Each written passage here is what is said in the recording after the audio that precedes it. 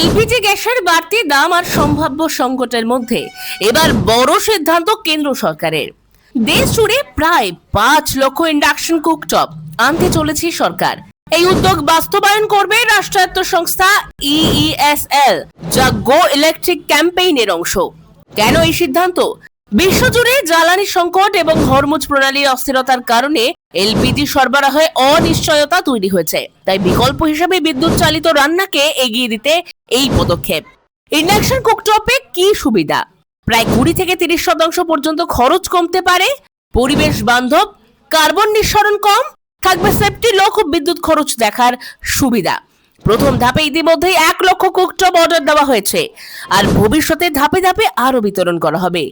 এগুলো সাধারণ মানুষ কিনতে পারবেন সরকারের প্ল্যাটফর্ম থেকেও। সব মিলিয়ে এলপিজি নির্ভরতা কমিয়ে একটি সস্তা, নিরাপদ ও আধুনিক রান্নার দিকে এগোচ্ছে ভারত। তাহলে আপনি কি ইন্ডাকশনের রান্না শুরু করতে প্রস্তুত?